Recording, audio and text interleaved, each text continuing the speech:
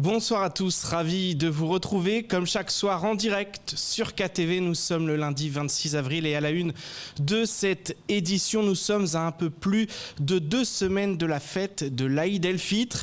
Si les commerces ne sont pas encore pris d'assaut, certains ont commencé leurs emplettes. De Majicavo Dubaï au marché couvert de Mamoudzou, comment les commerçants perçoivent la grande fête à venir? Élément de réponse dans ce sujet signé Jaïdi Maolida.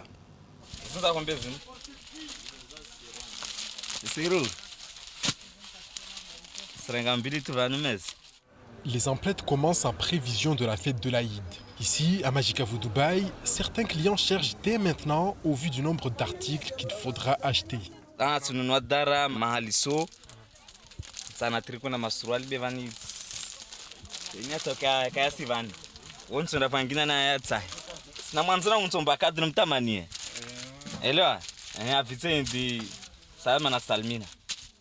Se préparer à l'avance, ce n'est pas le cas de tous. Les boutiques ne sont pas bondées, une normalité au vu de la période.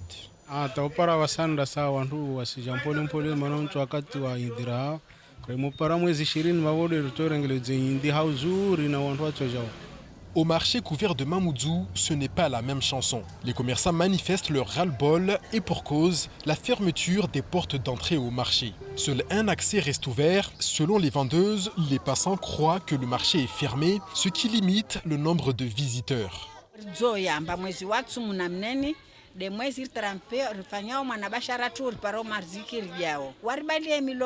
Pia wasiunua sujo keti kamwe vandrake tivande namne ntaujoni mtu amwenda dagoni astambiha na gari mana kamarike waskarna tari yale pasha gari ujoni ya murambi amba mtuna kena jelia he dukani hahe murambi amba watu wajao bazari na wate maski zao rangu walao hao wate maski zao wangie bazari beya sketu mamurbadi ya milongo makilia kaspara wangia sabu wangina makilia ya sungia ya senra wasiba zarvanu de rilio na problemu jelia ya habi kaibo rusubani ya mlongo.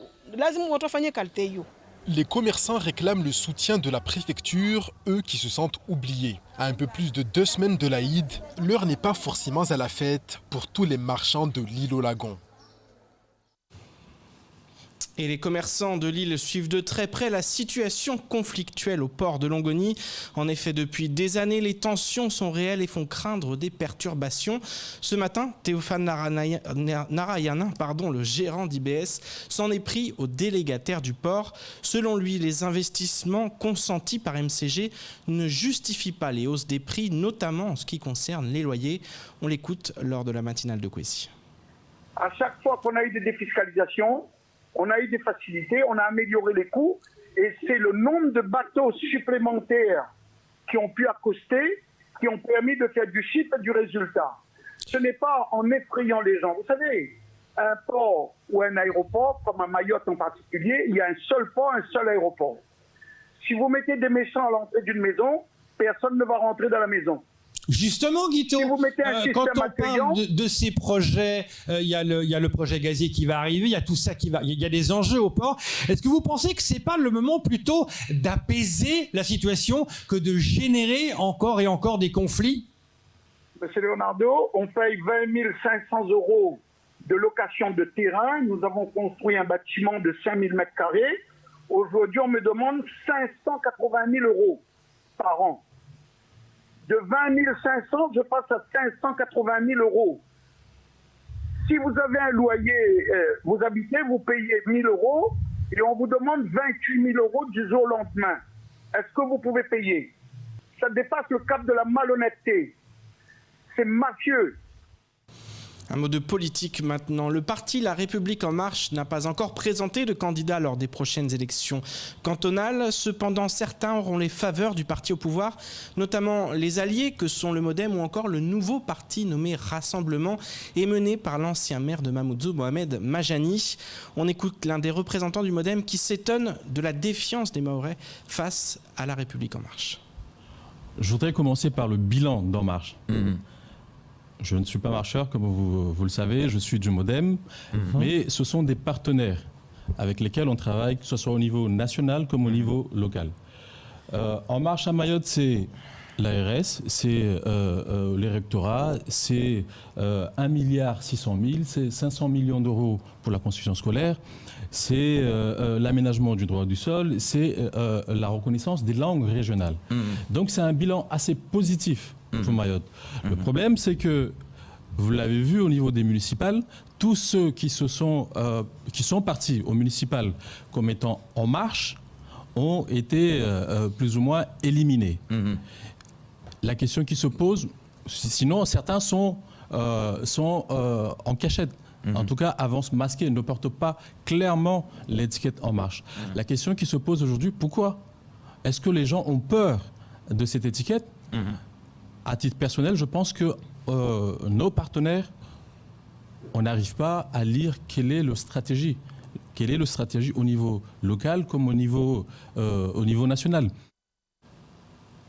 Et je vous propose de regarder le reste de l'actualité locale avec notamment un pacte de non-agression à Tingoni ou encore un nouveau trafic de chimiques démantelé. Au montage, Leslie Vimenet. Ce samedi 24 avril a eu lieu une cérémonie pour le changement de nom du lycée de Mamoudzou Nord, qui est devenu officiellement le lycée des Lumières. L'établissement a ouvert ses portes en août 2017 et depuis, il n'a eu cesse d'étoffer sa carte de formation. Le lycée propose aujourd'hui un enseignement culturel et artistique de qualité. Le design, les arts appliqués, la musique, le théâtre, la danse, le cinéma audiovisuel. Les élèves ont été pleinement intégrés au changement de nom car ce processus contribue à construire une mémoire, une référence historique et citoyenne. Cela tend à construire une identité commune et une appartenance à un collectif, tout en exprimant des valeurs et en donnant des repères aux élèves et à la société. Le lycée de Mamoudzou Nord se prénomme donc désormais le lycée des Lumières, avec pour devise fierté, excellence, respect. Une manière de rendre hommage aux philosophes des Lumières et plus largement au monde de la réflexion et de la création. Samedi, la MJC de Mroalé a été le théâtre d'une réunion rassemblant de nombreux acteurs de la commune de Tingoni. Sages, gendarmes, élus, parents, la réconciliation entre les villages de Mirereni et Kombani a été actée par un pacte de non-agression. Au-delà de l'aspect symbolique, cette réunion fait office de point de départ à un certain nombre d'actions pour en finir avec la violence dans la commune. Une équipe de travail va notamment voir le jour afin d'agir aux côtés de la section des cadis de Tingoni. Ses membres auront pour mission de travailler sur la prévention avec la gendarmerie et tous les organismes de sécurité de l'État. Le CCAS doit également jouer un rôle important pour comprendre et répondre aux problèmes de certains jeunes à l'origine des troubles et des querelles. Car dans les faits, l'immense majorité des habitants de Kombani et de Mirereni vivent ensemble dans la paix. Preuve s'il en est, les clubs de sport de Tingoni brillent en accueillant des joueurs de tous les villages. Le 20 avril dernier, une nouvelle opération judiciaire menait à l'interpellation de plusieurs individus reconnus coupables d'importation et de revente de chimiques. Acheminée depuis la Chine par colis postaux, la drogue était ensuite distribuée sur l'île au Lagon. À l'issue de leur garde à vue, 3 individus ont été déférés en vue d'une comparution immédiate devant le tribunal correctionnel de Mamoudzou. Les 3 comparaissaient sous les chefs de détention, transport, acquisition, offre ou cession, emploi et usage de produits stupéfiants ainsi que l'importation de produits stupéfiants pour le cerveau de l'opération. Sans surprise, le tribunal correctionnel a reconnu la culpabilité de chacun et tous 3 ont été condamnés. C'est la 2e opération de lutte contre les stupéfiants menée par les autorités depuis la fin du mois de mars. Et on termine avec l'une des initiatives du moment, un jeu vidéo pour sensibiliser à la protection de l'environnement. C'est l'idée de l'association Yes We Can It. Depuis un an, le collectif Éco-Solidaire de Mtsapéré développe une application destinée aux jeunes de 10 à 18 ans afin de les initier aux bons gestes pour protéger la nature tout en s'amusant. Ivan Rakotovao. Après un an de travaux, le projet prend forme.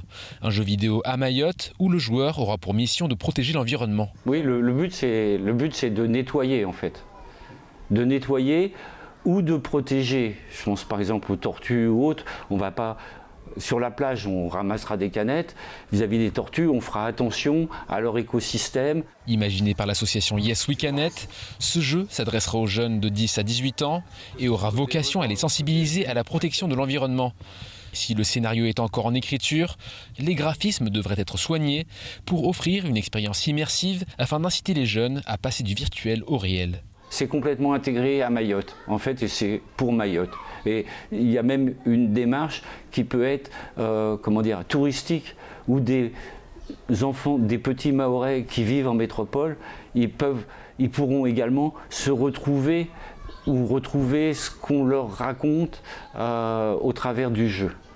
Donc on pourra se balader, il y a cette dimension de balade un peu aussi dans la nature Il y aura un peu toutes les séquences, la mangrove, la plage, la forêt. Toutefois, le développement d'un tel jeu vidéo a un coût, 100 000 € pour la première année.